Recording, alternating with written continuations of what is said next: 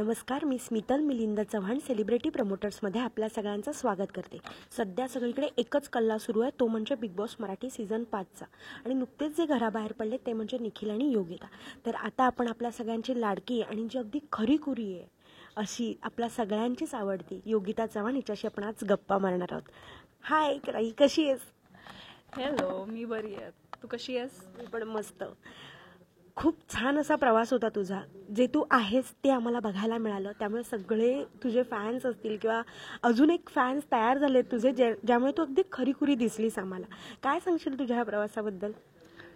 छान होता. सुरुवातीला मला खूप जास्त अवघड वाटलं सगळं, कारण एक वेगळं विश्व आहे बिग बॉसचं घर म्हणजे. आणि मी सुरुवातीला मला फार डिफिकल्ट वाटलं होतं की माझे मित्र बनतील की नाही. मी थोडीशी इंट्रोवर्ट आहे, सिम्पल आहे. मग हळूहळू एक पहिला टास्क झाला, तेव्हा मी थोडी कम्फर्टेबल झाले. पहिला टास्क आम्ही जिंकलो, आमचा कॅप्टन झाला आमच्या टीमचा. आणि तिथून मग थोडंसं बेटर फील करणार तेवढ्यात मग पुन्हा ते सगळं आतली भांडणं आणि मग तिकडे ओव्हरवेल्म झाले मी. आणि सतत 3 आठवडे मी नॉमिनेशन्समध्ये होते. 3 आठवडे रोज आठवड्याला मी बॅग भरायचे. आणि कुठेतरी एकटी असं मग वाटायला लागतं की कदाचित नाही आहे हा गेम आपल्यासाठी. आणि सगळ्या भांडणांमुळे एक खूप आतमध्ये मी इमोशनली वीक पडले होते थोडीशी. हेल्प पण केली मला कंटेस्टंट्सनी आणि बिग बॉसने. आणि मला जितकं माझ्या पद्धतीने माझी डिग्निटी राखून लढता आलं तितके मी लढण्याचा प्रयत्न केला. आणि शेवटी माझी वेळ होती बाहेर येण्याची, तेव्हा मी आले. तू आत्ताच बाहेर पडता पडता जो टास्क केलास ना, खूप भारी खेळलीस तू त्याच्यात. म्हणजे असं वाटत होतं कुठेतरी की कमबॅक करता करता योगिता बाहेर आली, असं कुठेतरी आमच्या सगळ्या प्रेक्षकांचं मत आहे. तर काय सांगशील त्याच्याबद्दल? मी टास्कच खेळायचे फक्त. आणि मला रितेश सर तेच बोलायचे की योगिता, फक्त टास्क खेळून उपयोग नाही आहे. यासाठी तुला त्या व्यतिरिक्त सुद्धा खेळावं लागेल, दिसावं लागेल, पार्टिसिपेट करावं लागेल डिस्कशन्समध्ये किंवा भांडणांमध्ये. ज्या गोष्टीचा मला त्रास व्हायचा, मी जी गोष्ट अवॉइड करून पळायचे, मला ते करण्याची गरज होती त्या गेममध्ये राहण्यासाठी, जे कदाचित मला नाही जमलं. आणि म्हणून मी बाहेर पडले. हा, मी टास्क छान खेळायचे. मी तिकडे पण टास्क खेळताना पण माझ्या तोंडून काही शब्द, कुठलाच अपशब्द किंवा कुठलाही, जेव्हा निकीने माझ्या जॅकेटच्या आतमध्ये हात घालण्याचा प्रयत्न केला तेव्हा मी ओरडले तिला की आत काय म्हणजे तुझं काय करतं एक्झॅक्टली, काय करण्याचा प्रयत्न ती करत होती ना, मला माहीत नाही. म्हणजे अशा लोकांना कधी मी भेटले नाही, बघितलं नाही. हा विचित्र काहीतरी एक स्वभाव त्या लोकांचा, तो कुठेतरी मला तो सहन होत नव्हता. आणि त्याचा फार म्हणजे मी खूप त्रास करून घेत होते असं मला वाटतं आता. येस, असं तू काय सांगशील की बाबा हे मी करायला हवं होतं, म्हणजे आज कदाचित मी बाहेर नसते? मी थोडं स्ट्रॉंग राहायला पाहिजे होतं. काही ठिकाणी मी स्टँड घ्यायला पाहिजे होता. यासाठी नाही की मी घरात राहायला पाहिजे होतं, ह्यासाठी नाही. बाहेर आले असते तरी हरकत नाही, पण काही ठिकाणी मी बोलायला पाहिजे होतं. काही ठिकाणी माझ्यावर पर्सनली काही अटॅक झाले नव्हते, पण जे इतरांवर झाले ते बघून मला त्रास व्हायचा. आणि फार म्हणजे ते पर्सनल अटॅक आर्यावर, ताईंवर, आपल्या वर्षाताईंवरती, इवन अंकितावरती पर्सनल अटॅक्स व्हायचे. सो ते नाही मला पटायचं. करेक्ट. तू तर बघितलंच असेल अगदी समोरून, आम्ही जे बाहेरून बघितलं, तू तर प्रत्यक्ष बघत होतीस हे सगळं. तर सध्या जशी निक्की आणि जान्हवी ह्या घरात जे वावरत आहेत, तर काय सांगशील त्यांच्याबद्दल? ती निक्की ऑलरेडी एक बिग बॉस करून आली आहे, सो तिला माहिती आहे की काय केलं पाहिजे काय नाही. आणि कुठेतरी ना लोक म्हणजे गेस्ट जेव्हा घरी येतात ना, तेव्हा तिला ते कुठेतरी एनकरेज केलं जातं की तूच दिसतीयस. सो तिला एक प्राऊड फील होतं. पण तू दिसतीयस हे मान्य आहे, पण तू कशी दिसतीयस हे मॅटर करतं ना, हे तिला कोणी सांगतच नाही. आणि तिच्या पावलांवर पाऊल टाकून जान्हवी तिच्या पुढे जाण्याचा प्रयत्न करते. त्यामुळे ती तिच्यापेक्षा जास्त अति, ते जे म्हणतात ना उथळ पाण्याला खळखळाट, ते आतमध्ये पायडेदादा बोललेले ते अगदी करेक्ट जातं जान्हवीसाठी. उथळ आहे. त्या फ्राईजच्या टास्कमध्ये मी बाहेरून जेव्हा मी ते बघत होते टास्क, तिला ते माझ्या हातातून खेचता आलं नाही, कारण कुठेतरी मी थोडी फिजिकली जास्त स्ट्रॉंग आहे, त्यामुळे तिला एकटीला ते खेचता आलं नाही.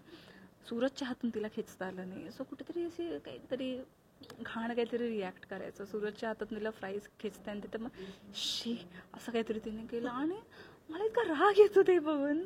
आणि ते मी आता टी व्हीवर बघितलं, कारण आम्ही टास्क खेळत असताना इतरांचं काय चाललंय फार बघता येत नाही. सो फार काहीतरी घाण कॅरेक्टर पकडलेलं आहे तिने आतमध्ये. म्हणजे सिरियलमधले विलन्स पण असे नसतात, इतकं वाईट कॅरेक्टर पकडले तिने आतमध्ये. आता ती खरोखर जर अशी आहे तर मग बापरे, तिच्या फार म्हणजे मला वाईट वाटते तिच्यासाठी, कीव येते मला अशा लोकांची. आणि जर ती कॅरेक्टर प्ले करते तर मग तर फार चुकीचं आहे, कारण हे कॅरेक्टर तिला जास्त पुढपर्यंत नाही घेऊन जाणार, आयुष्यातही फार पुढपर्यंत नाही घेऊन जाणार तिला हे कॅरेक्टर. करेक्ट आहे. आता जसं की निक्कीने वर्षाताईला ज्या पद्धतीने बोलते, रिस्पेक्ट दिला जात नाही किंवा काय, पण तू म्हणजे तिथे जो कंट्रोल ठेवला असेल की तुला बोलायचं आहे आणि तू बोलता नाही आले, तर आज तू काय बोलशील त्या सिच्युएशनबद्दल? खरं तर तो कंट्रोल नाही ठेवायला पाहिजे होता किंवा तिथे बोलायला हवं होतं मी, पण समहाव ते मला जमलं नाही. आणि मला तिच्या पद्धतीने नाही बोलता येत, मी माझ्या पद्धतीने बोलले आणि ती म्हणजे घाणेरडा आवाजात करते ती. तर ते फार विचित्र प्रकरण आहे ते निक्कीचं. आणि मला खरं सांगू तर वर्षा उसगावकरांना माझ्या सपोर्टची गरज नाही आहे. त्या एकट्या सगळ्यांना पुरून उरतात, त्या सगळ्यांना भरून उरतात आणि त्या इतक्या कमाल आहेत. त्या त्यांची डिग्निटी राखून व्यवस्थित उत्तर देतात त्या निकीला त्यांच्या पद्धतीने, आणि शेवटी ती कंटाळून निघून जाते. खरं आहे. जेव्हा तुला बिग बॉस मराठीबद्दल विचारलं गेलं होतं, त्या तू पहिल्याच विचारणात हो म्हणाली होतीस की थोडा टाईम घेतला होतास? नाही, मी खूप वेळ घेतला होता. आणि पहिल्यांदा तर विचारल्यावर मोस्ट ऑफ दी लोकं पहिल्यांदा विचारल्यावर नाही बोलतात, कारण प्रत्येकाला एक भीती आहे त्या शोची, आदरयुक्त भीती म्हणेन मी. कारण ते प्रत्येकाला नाही जमत, आणि ज्यांना जमतं त्यांना हॅट्स ऑफ माझ्याकडून. आणि मला एकदा दोनदा तीनदा विचारलं, आणि एकदम लास्ट जे विचारलं गेलं ते खूप शो स्टार्ट होण्याच्या 10-12 दिवसांआधी मला विचारलं होतं. तेव्हा मला असं विचार केला की जर सारखं सारखं येते आपल्याकडे तर मे बी त्याच्यामागे काहीतरी कारण असेल. तर आता ते रिअलाईज होतं की काय कारण होतं त्यामागे. मे बी मी काहीतरी यातून शिकणं अपेक्षित होतं युनिवर्सला. आणि 20 दिवसात इतकं लाईफ चेंज होतं तुमचं. मी 21 दिवस राहिले मी तिकडे. 21 दिवसात एवढं प्रेक्षकांचं प्रेम मिळालं मला. ते माझ्यासाठी ती एक वेगळी अचीवमेंट आहे. खरंच आहे, बिग बॉसच्या घरात जायचं म्हणजे ती भांडणं, मारामारी, खेचाखेची हे सगळं फेस करायला लागणार आहे. ह्याच्यामुळे सगळ्यांना भीती वाटतच असते. जसं की आम्ही तुला लास्ट टास्कमध्ये बघितलं की सगळ्या कशा दोघीजणी तुझ्यावर अटॅक करत होता, आणि मला दिसतंय की तुझ्या इथे कुठेतरी लागलंय. हो, इथे थोडंसं लागलं आहे. पण ह्या लागण्याचं फार दुःख नव्हतं. पण ते जे काही चाललं होतं त्या टास्कमध्ये, मुद्दाम हार्म करण्याचा प्रयत्न करणं, शब्दांचे काहीतरी वार चाललेले, सूरजला खूप काहीतरी वाईट बोललं जात होतं त्या टास्कमध्ये. सो ते जास्त हर्ट करतं की माणूस एक टास्क, एक गेम हा त्या लोकांसाठी इतका इम्पॉर्टंट होऊन जातो की ते माणुसकी विसरतात. आपण काय करतोय ते. निकीचा हेतू मला फक्त अडवणं हा हेतू नव्हता, कुठेतरी म्हणजे ते तिच्या डोळ्यात, बिकॉज माझ्या इतक्या जवळ उभी होती, तिच्या चेहऱ्यामध्ये डोळ्यात दिसत होतं की मी हिचं काय करू आणि काय नाही, कशी मी हिला फाडून खाऊ. आणि इतकं म्हणून मला कुठेतरी ना तिथून बाहेर निघायची इच्छा होती की ही कशी माणसं आहेत. तुम्ही खेळा, डिग्निटीने खेळा, असं खेळा की बघणाऱ्यांना सुद्धा मजा येईल. किळस वाटेल, विभत्स वाटेल ते असं खेळू नका. बरं, मला फिजिकली हार्म करून तिला काय मिळणार आहे? ती काय कॅप्टन होणार होती? मला काही समोरच्याला फिजिकली त्रास द्या मग तुम्ही कॅप्टन व्हाल असं अशी अट नव्हती ना. ते उगाच काहीतरी त्रास देण्यासाठी करणं, हे ते एक्सपिरियन्स तो फार विचित्र असतो आणि तो मला नव्हता आवडत. करेक्ट. कुठेतरी ना आम्हाला सूरज आणि तुझ्यातलं बॉन्डिंग खूप छान बघायला मिळालं. म्हणजे तू खूप बोलत असायचा आणि तू अशी शांतपणे त्याचं सगळं ऐकून घेत होतीस. तर त्या बॉन्डिंगबद्दल काय सांगशील? ते बॉन्ड बनलंय तिकडे घरात, खरंच सांगते. म्हणजे मला कधीच वाटलं नव्हतं माझं सूरज बरोबर एवढी चांगली मैत्री होईल.